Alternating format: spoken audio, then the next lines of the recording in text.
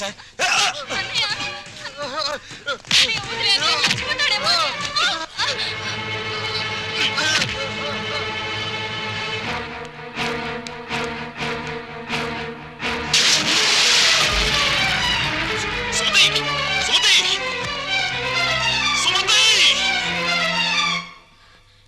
ఎంత గండం గడిచింది. ఎందుకింత అగాయిత్యం చేసావు? చెప్పమ్మా. అన్నయ్యని ఆపడానికి నాకు అంతకంటే మార్గం కనిపించలేదు. అన్నయ్య అతన్ని కొట్టి చంపేస్తాడేమని భయం వేసింది. నీ భయం ఇదొక్కటేనా? ఇంకేమైనా ఉందా? మేమిద్దరం ప్రేమించుకుంటున్నాం. ప్రేమించుకుంటే ఈ జై కామరాజు వడయారు కొడుకును కొడతారా? ఒక్కొక్కని నా రోడ్డు రోడ్ల కింద పెట్టి అక్కడ నిన్నట్లు నడిపేస్తాను. నేను మంచికి కన్నడ కంటి ఇవ్వను, చెడుకు చందన స్మగ్లర్ వీరప్పన్ని. కొట్టింది కాక వచ్చారా? జరిగిన దానికి క్షమించమని అడగడానికే వచ్చాం. క్షమించను. ప్రధానమంత్రి ఫోన్ చేసి చెప్పినా క్షమించను. ప్రధానమంత్రి ఏమో. అలాగా. హలో, నువ్వా?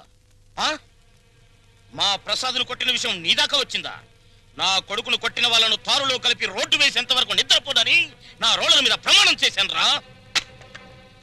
నా బావమరిది అమెరికా నుంచి. అప్పుడే నా పరువు ఇండియా దాటి అమెరికా దాకా వెళ్ళింది. అసలు నా ఇంటికి రావడానికి సిగ్గు లేదు మీకు? చూస్తే దిట్టంగా నలుగురున్నారు. మీరు ఎవరు నా కొడుకును కొట్టింది చెప్పండి. నేనే కొట్టాను. నా కొడుకుని 10 మందిలో కొడతావా? పరువు లేని కుటుంబంలోని మనిషి కాబట్టి పశువులా ప్రవర్తించావు. మగవాడ నాకు చెయ్యి వేస్తాడు. వేస్తే నీ చెల్లెలు ఎందుకు ఊరుకుంది? ప్రేమించింది కాబట్టి ఊరుకుంది. వంశాన్ని బట్టి ఆలోచనలు బట్టి బుద్ధులు. ఆడపిల్లను పెంచుకోవడం చేతగాక ఊరు మీద వదిలిపెట్టిన మీ కుటుంబం బతుకు ఎలాంటిదో. కప్పు కొడుతుంది. బయటికి వెళ్ళండి నాయన, ఇల్లంతా కడిగించుకోవాలి. వెళ్ళండి. మా అమ్మ మళ్ళీ చచ్చిపోయింది. మా అమ్మ ఫోటో బద్దలు కొడతావా నిన్ను?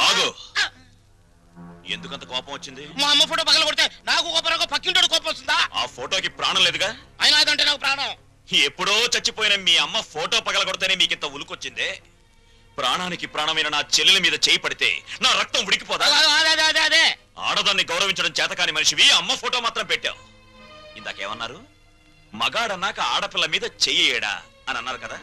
నేను ఇప్పుడు మీ పెళ్ళ మీద చెయ్యేస్తాను. మగాడే కదా, పోన్లే, మీరు ఊరుకుంటారా? రంగా, అమ్మా క్షమించమ్మా. అంతేనమ్మా, అంతే. దోపిడీలు చేసేవాళ్ళు, మద్దతులు చేసేవాళ్ళు, మానభంగాలు చేసేవాళ్ళు దర్జాగా తలెత్తుకు బతుకుతున్నారు. కానీ ఆడపిల్లల్ని కన్నవాళ్ళు మాత్రం తలెత్తుకు బతకలేకపోతున్నారు. అదండి ప్రపంచం. వస్తాం సార్, వస్తాం. ఇందాక మీలు కడుక్కోవాలన్నారుగా, మర్చిపోకుండా ఫినాయిల్ తో కడుక్కోండి. వదన్నా. అమ్మా, నీకో శుభవార్తే. నీ మనవడికి రఘురామయ్య గారి అమ్మాయితో పెళ్లి కుదిరింది. అవును, ఈ రఘురామయ్య గారే. ఓకేను.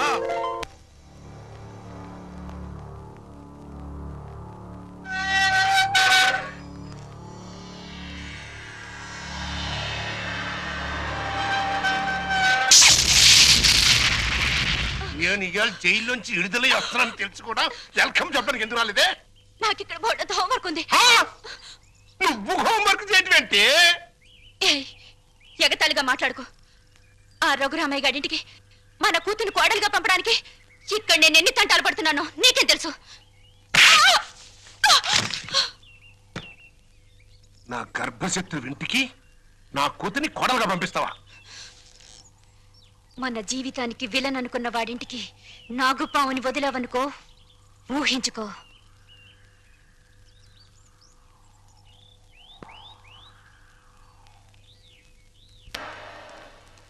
నాన్నగారు, తమ్ముడు చదువుతున్న కాలేజీ ప్రిన్సిపాల్ గారు మీకు ఈ లెటర్ పంపించారు. ప్రిన్సిపాల్ చదువు.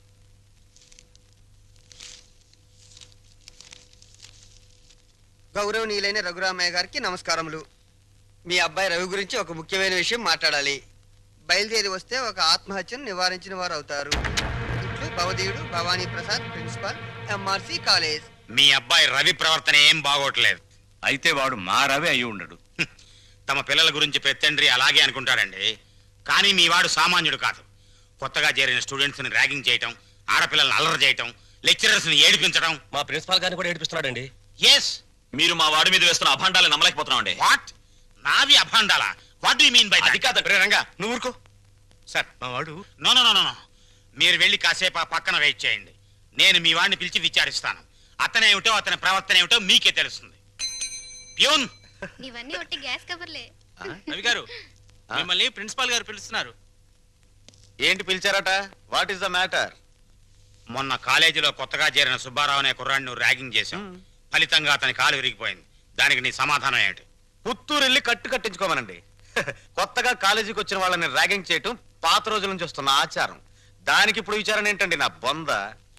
ఆ కుర్రాడి సంగతి అలా ఉంచు. రాణి అనే అమ్మాయితో నువ్వు తిరగటం అందరికీ తెలుసు. ఆ అమ్మాయి జీవితాన్ని నువ్వు నాశనం చేశావు. ఆ పెళ్లి ఇప్పుడు గర్భవతి. నాకు తెలియకుండా మీకెలా తెలుసు సార్? మీ దగ్గరకు వచ్చి చెప్పుకుందా? Shut up! లేకపోతే ఏంటి సార్? నాలాంటి గ్లామరస్ అబ్బాయికి 10 మంది గర్ల్ ఫ్రెండ్స్ ఉండటం చాలా సహజం. మీరంటున్నట్టు ఆ అమ్మాయిని నేను అనుభవిస్తే ఆ అమ్మాయి కూడా నా వల్ల అనుభూతిని పొందింది. ఇది తప్పు అని మీరనుకుంటే ఆడవాళ్ళందరినీ పువ్వుల్లో పెట్టి పూజించుకోండి. కానీ నేను చేసేది ఇంతే. అమ్మాయి రాణి, రాణి, ఇతను చెప్పిందంతా విన్నావు కదా? నువ్వేమైనా చెప్పదలుచుకుంటే నిర్భయంగా చెప్పు. సార్, ఏ పరువు గల ఆడపిల్లైనా కావాలని కాలు జారదు. ప్రేమించిన వాడు తనే సర్వస్వం అని నమ్మించినప్పుడు విచక్షణ పోవచ్చు.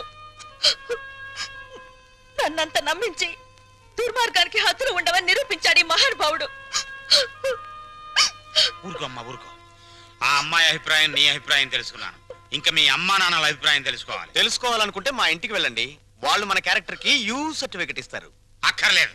రఘురామయ్య గారు, దయచేయండి. విన్నారా మీ అబ్బాయి మాటలు? అమ్మా, నువ్వు అమ్మాయి పక్కన నిలబడు. చెల్లి నువ్వు కూడా. రే, ఇప్పటి వరకు నువ్వు ఆడదాని గురించి మాట్లాడిన మాటలు తిరిగి ఒక్కసారి మాట్లాడు. అమ్మా చెల్లి కూడా ఆడవలేరా? మాట్లాడు. అమ్మా చెల్లి దానిలా ప్రవర్తించే మనుషులు కాదు. అవునవును. అటువంటి పవిత్రమైన ఇంట్లో దుర్వాసన కొట్టే మాటలతోనూ చేతలతోనూ నువ్వు ఒక్కడివే పుట్టుకొచ్చావు. ఆ అమ్మాయిని ఏం చేద్దాం అనుకుంటున్నావు? అది కాదు నాన్న, నేను ఆ అమ్మాయిని అనుభవించిన మాట నిజం. కానీ బ్రాతలుగా భావించి అనుభవించాను. నిజంగా ప్రేమించుంటే ఆ అమ్మాయి తల్లి ఎవరు, తండ్రి ఎవరు, సంప్రదాయం ఏంటి అని తెలుసుకున్నాను కదా. అయినా ఆఫ్టర్ ఆల్ దాని గురించి ఆలోచిస్తారేంటి నాన్న? ఆ అమ్మాయిని పెళ్లి చేసుకుంటావా లేదా? అది కాదన్నయ్య. నోరు మీరే దుర్మార్గుడా. ఆ పిల్లకి అన్యాయం చేయకనయ్యా. ఈ పెళ్లి జరగకపోతే అందరం కలిసి నీ అంతు చూస్తాం. నీతో పాటు మేము చేస్తాం. చెప్పరా? చెప్పు చెప్పు చెప్పు. సరే, దండలు తెప్పించండి.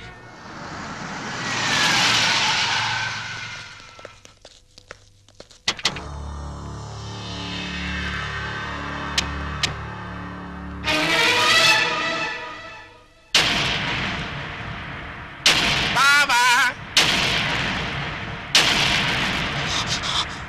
బావా, బాగున్నావా? ఇంకా బాగోలే. ఆ పిల్లరా నీ కొత్త కోళ్ళు? ఆ పిల్ల ఎవరు కనుక్కో చూద్దాం. నీ వేలు విడవని మేనకోళ్ళు అంటే నీ సొంత చెల్లెలు సవితికి కూతురు. ఈ నా కీపే నీ కొత్త కోడలకి జన్మభూమి. నీకు గుర్తుందా? అప్పుడప్పుడప్పుడప్పుడు నా ముఖం మీద నా కొడుకు చేత తుపుక్కు నుమ్మే ఇచ్చావు. ఇప్పుడు నీకు గుర్తొచ్చి ఉంటుందిలే. ఆ ఉమ్ము అప్పుడే తుడుచుకుంటే పోయింది. కానీ ఇప్పుడు నీ మొహం మీద పడబోయే ఉమ్ము లైఫ్ బాయ్ సబ్బుతో తోవుకున్నా లైఫ్ లాంగ్ సరిపోకుండా పర్మనెంట్ గా ఫిక్స్ అయిపోద్ది. అరవబకరా నా కొడక. బైక్ లేకుండానే మీ ఫ్యామిలీ అఫేర్ అంతా ఊరంతా తెలిసిపోద్ది. చూడు, ఇయాల నుంచి నా కూతురు జెండా మీ ఇంటి మీద ఎగురుతా ఉంటుందన్నమాట. ఎప్పుడు ఎగరటం మానేస్తాం అప్పుడు జెండా ఎత్తేస్తాం. ఈ గవర్నమెంట్ కూలిపోద్ది.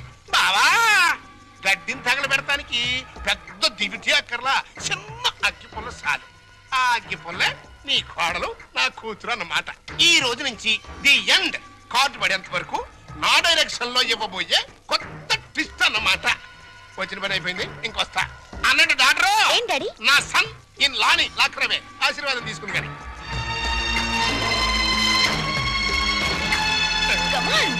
రారన్న సన్నిల్లా.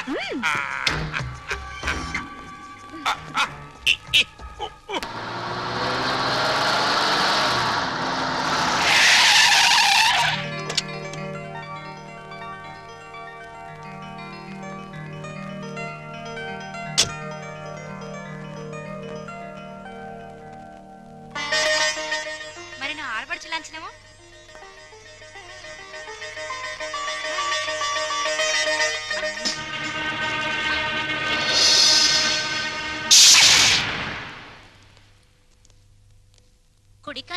ఇట్రామ్మా.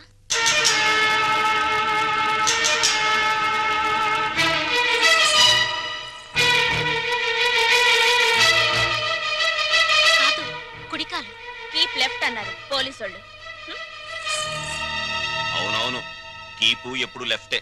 వైఫే రైటు. ఈ జ్ఞానం ఎప్పుడు వస్తుందో. అత్తా మామూలుకి నమస్కరించమ్మా.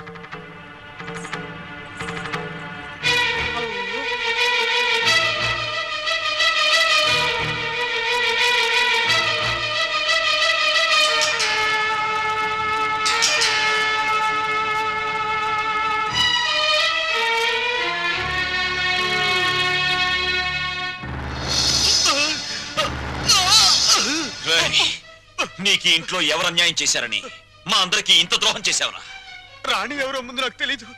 తెలిసిన తర్వాత ఆ అమ్మాయి లేకుండా నేను బతకలేని తెలిసింది. నన్ను చంపినా సరే నేను మాత్రం రాణిని. నువ్వు ఈ ఇంట్లో ఎందరినో ఏడిపించాల్సిన డ్యూటీ బోలెడంత ఉంది. ఈ ఏడుపుని ఇక్కడ వేసి చేయకు, వెళ్ళు. అది కదనే.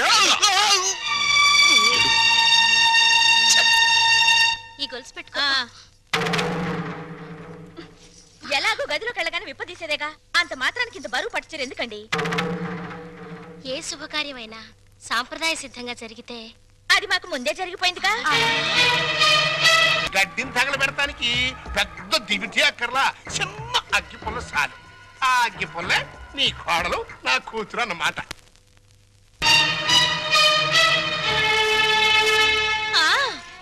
మా అత్తయ్యకి మావయ్యకి అందరికీ తెలుసు. ఆ వీక్ పాయింట్ లీక్ అయ్యాకే నన్ను ఆయనకి తగిలించారు. ఫోన్లేండి, పెళ్లికి ముందు ఏం జరిగినా పెళ్ళయ్యాక ఈ తంతు తప్పదంటే మీకోసం కాసేపు కప్పుకుంటాను.